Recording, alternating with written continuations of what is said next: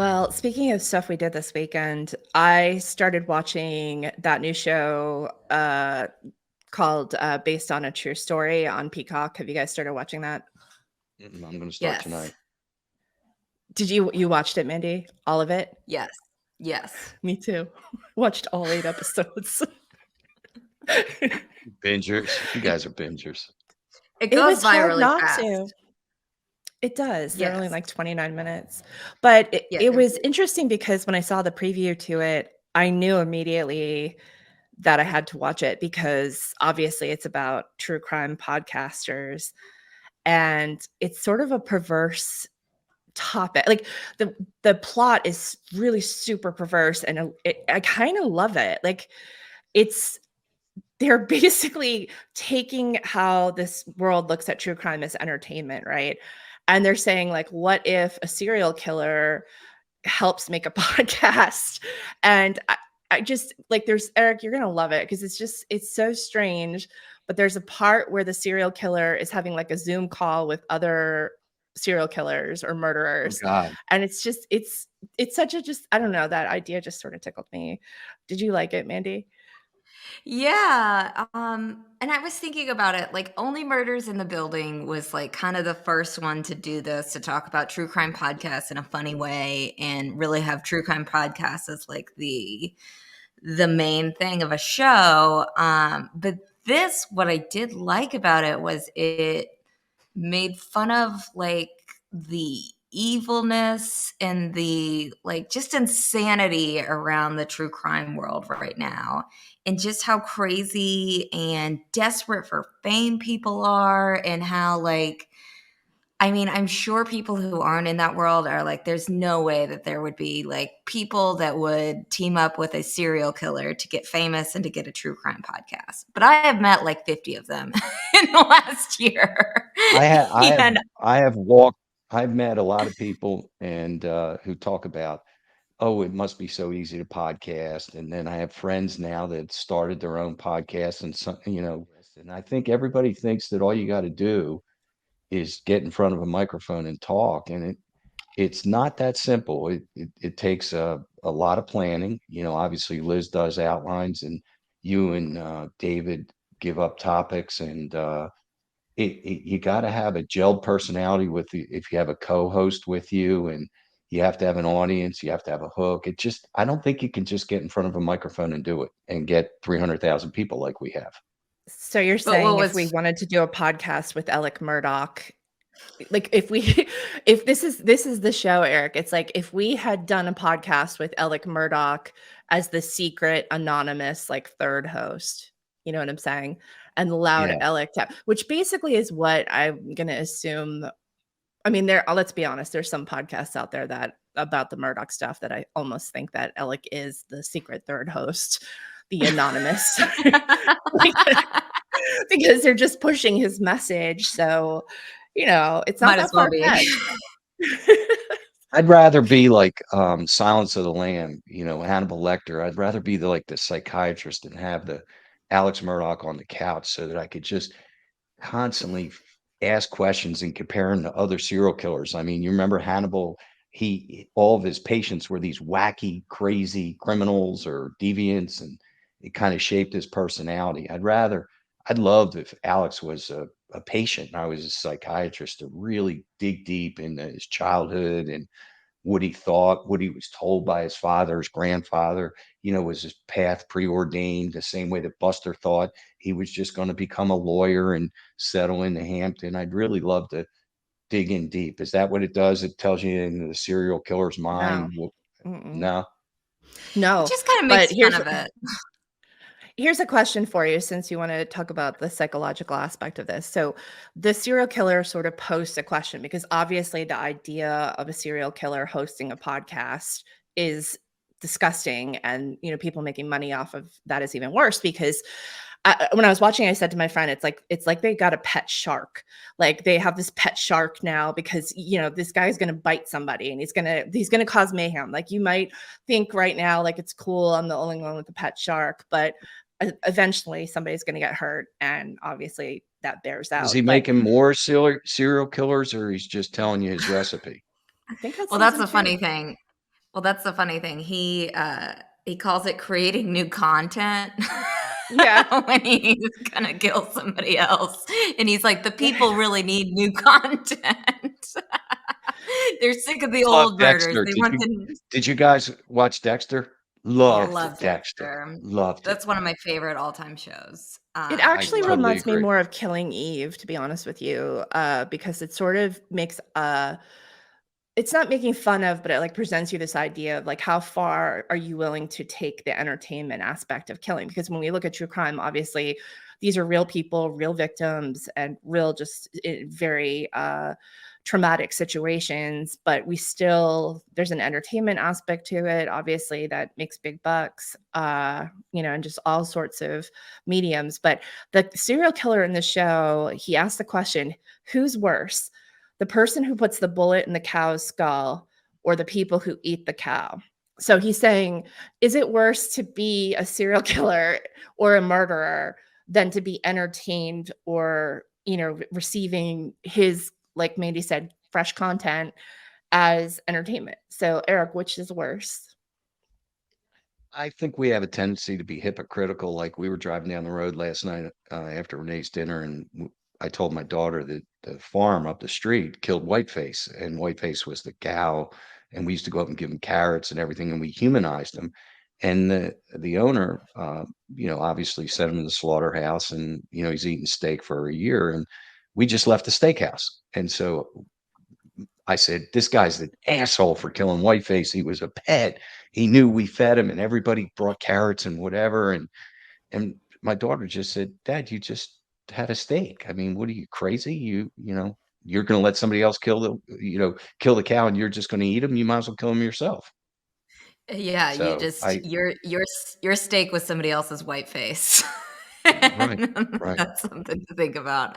Yeah, I get it. Yeah, I don't know which is worse. I think the person who kills Kills has to obviously. be, obviously, but it is a really fine line that we all walk in true crime, and especially the three of us here who are so close to so many victims.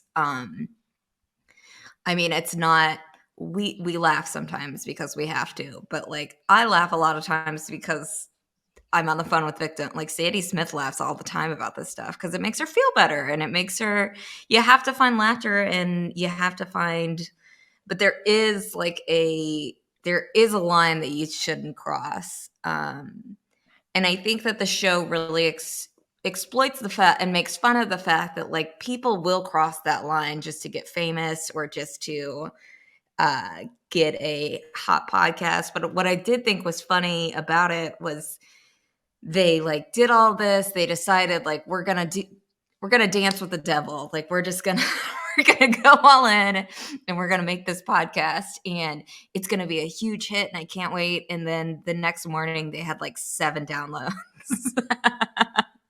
Is And he that's i- how is he is he a retired serial killer, or is he just taking a break and just telling you his business? No, fresh literally active. content. Fresh Very content. Pet Wow. shark. Pet shark, and we're dealing with the devil. It's No so true. question. You guys aptly described it. Yeah. Yeah, and I think it's really interesting, but it's almost like too close to home because of we have just met so many people and been close with so many people in the last 2 years that like you wouldn't believe the stuff that they do for attention or to get like the next scoop of the story. All of the like weird underworld of all the Facebook groups and the Reddit groups and how they all like compete with each other to be the best. A lot of these people would totally team up with Alex Murdoch if they had the opportunity and do a true crime podcast. Like 1,000,000%. And I think Mhm. I'm sure people watching it being like, no, no way people would do that. Yeah, they would, unfortunately. Do you Oh yeah, remember the Netflix guy emailed Alex. I said Alex was a serial criminal. He checks all the boxes of, theft, murder, betrayal, everything. And I said the only thing he isn't is a killer, a serial killer. But I said he actually is a serial killer because he killed 2 people. And Dick reported me to the bar for comparing him to the serial killer. I think Alex could have those tendencies, not that he killed more than 2 people that we know of at this time, but the way that he was a psychopath to be able to rationalize and live with what he did and not have that guilt that normal people would have had over time to watch people who were exploited. Um, do you guys think that he has, I'm not saying he's a serial killer where he's killed millions of people, but he has those tendencies, or you see the way that he's able to spin out of stuff like a serial killer would? What are your I guess the thoughts? question is if he gets pleasure out of killing. So there's sort of I mean, obviously, I think there's some sort of sexual issue with serial killers, if that's, sort of how they get their jollies. And I think in the show too, they sort of explore that too, like meaning like it there sort of was this like sexual undertone of like sexual frustration or what have you. But I don't know what Alec got out of that. I think he was solving, my personal opinion is he's just a problem solver who sees murder as on the table, something that you might have to do in desperate circumstances, not necessarily that he's out there like planning his next kill or what have you. What But about one of his the what about his alternate life of a thief, or what he did after hours that we've heard I don't rumors think that was his alternate life, Eric. I think that was his real life. I think that was his whole life. I don't think that was a separate personality. I don't think that he had two personalities. I think he had one personality that people feel like they have to act like that was two personalities. Like we got so fooled by him. You knew exactly who he was. You just didn't think that he would go this far. That's all. That's in my opinion. So, Do you But think, Mandy? but question, and I was just thinking about this as Eric was talking. Do we think so the serial killer in the show like loves the attention and he gets upset when like there's not enough people listening to this podcast and mhm. he's like, do I do more? Do we think Alex loves the media circus that was created around him? And do you think that he would be offended if the numbers stopped and people stopped paying attention to him? Yes. I do. I do. I definitely do, Mandy. I think Yeah, he I walked do in too. like the cock of the walk in court. And I think it's a way of him getting, this acknowledgement from everybody, this whole world. Like they're so into the Murdaugh family, the Murdaugh name. I think I do. I think life would be Yeah. very boring for him if the microphone and the speakers got quiet. And I think his attorneys love it too. I think that they love to use it like, "Oh, poor this guy. He has to poor Alex, like he's got a parade in front of cameras," and whatever their stupid language that they they used. Um, but I think Dick and Jim love it as much or We had more than Alex. One more thing I just wanted to say about the TV show was that there was this line that actually made me laugh for a while afterward, where the husband of the couple, the main protagonist, makes a comment to his wife's friend about a story that she put on Instagram. And he's like, "Hey, we're looking good." And she's like, "Creeper." Like she responds to him like, you're not supposed to comment on people's posts on Instagram or like on social media. So his wife is like, everyone knows that you don't comment on your friends' fake lives. You don't make a comment about it. You just sort of pretend it doesn't exist. Like it's almost like we have disassociated as a group of people where we have the way we live online and then the way we live in real life. And so going back to what you're saying with Alec, does he like the attention and all of that? I do think that is true. He brought up, he was asking Buster on those jailhouse calls, like, about that stuff. And he almost seemed when Buster told him that he got recognized at the casino in Vegas, he was almost like a well, I'll be darned response, No, like I Yeah. didn't believe that he was like angry about it. I believed that he was sort of impressed with himself that like his family is now widely known. So I do think that there is um I think the whole Alec Murdaugh trial has created several careers, right? So ours included, just in the Yeah. sense of like there's jobs to be done and there's holes to be filled. And it's amazing to me that we're still seeing jobs being created by this one man's misdeeds when it comes to online stuff. So whether it's YouTube channels, other podcasts, or the special that apparently Jim and Dick are working on with Buster, whatever it is, it's still going. It's still out there. So that's for Why what aren't it's there worth. more? Maybe there are, but why aren't there more female serial killers? How about We that? I don't like to have think problems. We don't have problems like men do. I Here, think it's I'm just curious. I don't know. Were there I any honestly I female honestly serial killers? yes, Mhm. there's a Netflix story Alien about one. Warners. Yeah. There's a couple, but in the same way of like why aren't a majority of school shooters are white male between the ages of 18 and Right, 25. right. And time is I We're think it just wacky. has a lot Men I are think it has a wacky. lot to well, yeah, I mean, toxic masculinity and their inability to the structure that men are raised with is a lot of times just very, very unhealthy, and it's bottling up feelings until you get to the point where you have to kill somebody, apparently, and you don't feel like you have any other options, and that's horrible. Um, but yeah, I mean, The women serial killers may be like somebody who marries somebody and then they poison them or yes, they poison 3 or 4 people. yes, But the men serial killers, they go out. They go riding in the car and they'll find somebody that no connection to them whatsoever. It's women, it seems to be a relationship thing. The men serial killers just going out to just find somebody and gonna, do what they do. What do you think? No, right. it's a power thing. That's power and control, ultimately what it comes down to. When I was watching, based on a true story, and they were, let's just say there was a body they needed to get rid of. I was thinking about Brian Walsh in Boston, the kid that I went to junior high with, and just how he like panicked and Googled how to do it and went to Home Depot or wherever he went to get his little tools to like dissemble his wife's body, or allegedly. It was amazing to me just thinking about how complicated he made that situation. Maybe it's easier on TV. I don't know, but He did That guy did, like, the list of things not to do.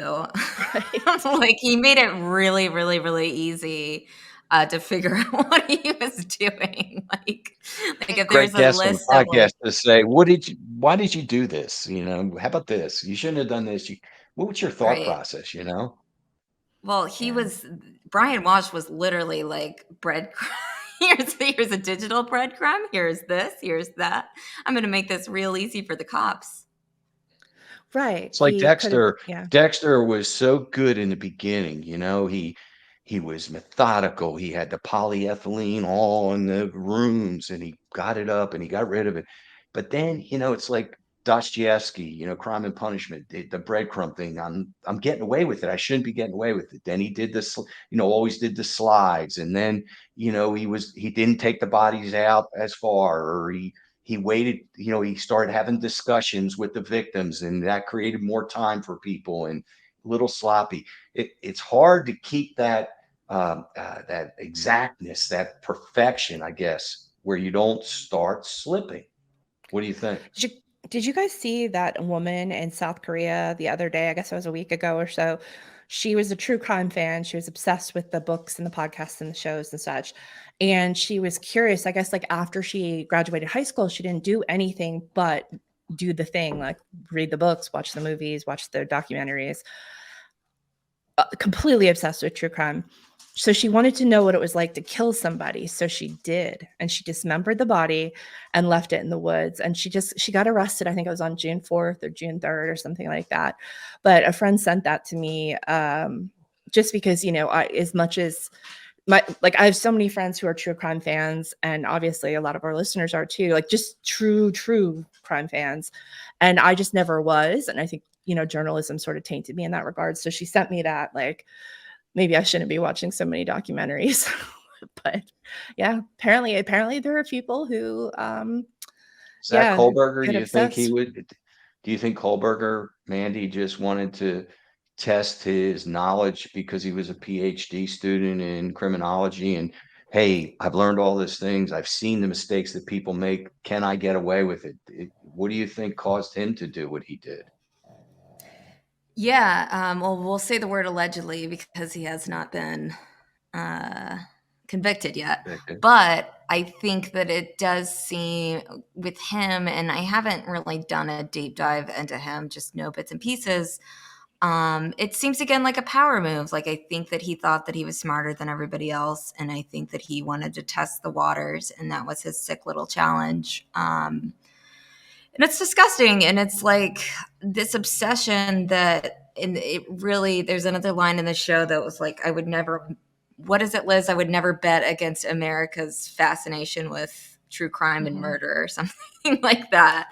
And it's Yeah. unfortunately just extremely true. And I mean, even it's even changed from when we started the podcast in 2021, which I thought we were on the tail end of the true crime podcast phenomenon. I thought that was kind of the end of it, but it's even exploded since then, and the true crime genre has even gotten more popular since then.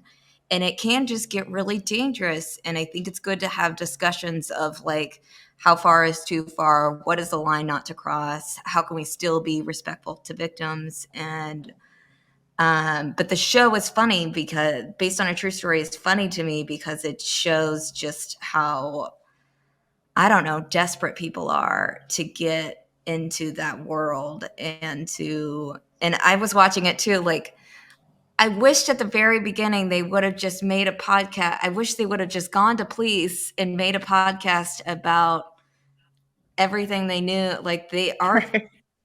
our plumber was a serial killer and we turned him in. That would be a great podcast. Mhm. Like you don't have to like necessarily team up with evil to get popular in this thing. You just have to be a little different, which is what we've done.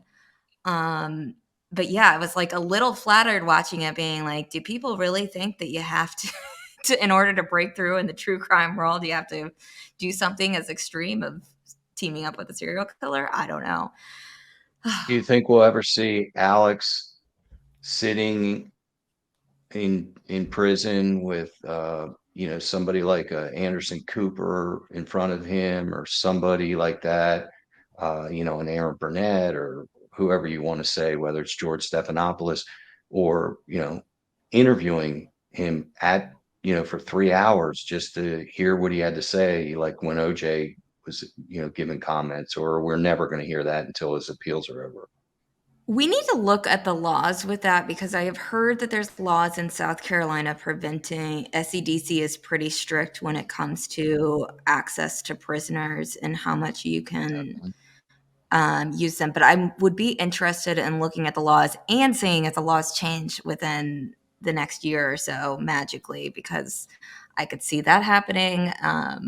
But what I've heard is that SED, like it just depends on the state. Like some state prison systems, it's kind of like an all access. Like you want to have them here, and SEDC is not like that right now. Yeah, So they So he'd did it with probably the get transferred Iceman. out of state. Hmm? You remember the Iceman yeah. killer in New Jersey, Liz? He was the big guy No. that was the killer for the mafia. He was not really Italian, but they used him to kill people, and he killed like 63 people. He would put them in caves. They like the mafia would say, "I want this guy to suffer," so he would put a camera up and he'd put rats in there and put food on the guy and film them getting eaten. And he was a normal guy. I mean, just a normal insurance salesman. And he ended up killing 63 people. His family didn't know it. It's called the Iceman. And they interviewed him in prison, and it was chilling. I mean, on the one hand, he was coaching baseball. He loved his daughters, took them to recitals. They never knew. And then they interviewed the daughters. That's an interesting documentary. Well, that's gross, Eric. It's gross. But yeah, isn't there a possibility that Ella could in the future be moved out of state too? So it wouldn't surprise me if they tried to work around that law in that way too, just to get him on camera. But I mean, we've talked ad nauseum about wanting, what we would do if we ever had the chance to interview him. But at this point, I mean, it's going to happen. Somebody's going to do it. Probably be Jim. It'll probably be, Jim will be the interviewer, and that's Jim's podcast will be based on a true Like story. Russell TV. It'll be like a Russell TV. They'll have a little Yeah. mirror on the jailhouse wall, and Can you imagine getting Russell's cousin in too to interview Alec? Then we can see who the journalist is. Like, yeah, really perfect questions. Then she Yeah. was really, really insightful. Now who's ready to talk murder? Do we have to wake up to murders every morning? They're talking about the serial killer that's like basically in our backyard. It is so exciting. LA, it's brutal, especially when you're pushing 50. Bartender's into you. I could be bartender's dad. Did anyone catch my favorite murder? No spoilers. No. Hey, What do you even know about this guy? should I use protection or should he just pull out? You know, if I end up on Dateline, I can leave a massive DNA trail for you true crime weirdos. Can't pay any of our bills. You just lost your job. We have a baby on the way, so tell me, how are we going to get by? She is the victim of the West Side Ripper. It's him. I know my killers. What if we make a podcast about this together? We could bring him in on it. Bring the killer in on what? The podcast. We force him to do it. Oh my God, this is gonna change our lives. No one ever went broke betting on America's obsession with murder. We'll never hurt anyone ever again. Or we go to the cops. Let's do this. Babe, you're so hot. It's bad for the baby. No, baby says actually pull my hair. Are you in danger? You really think he's gonna kill us? What do you know about the West Side Ripper? We are in too deep. This is it. We're gonna have the baby in jail. No, we're not. Yeah, we Don't are. say Yes, that. we are. We don't know what he's gonna do next. No, I lied. No, I'm hiding something. I love it. Are you crazy? You want to come visit me in San Quentin? Midnight Express me under the table? What is that? You know- look like you're sweeping. I don't do that. Come on, bad behavior.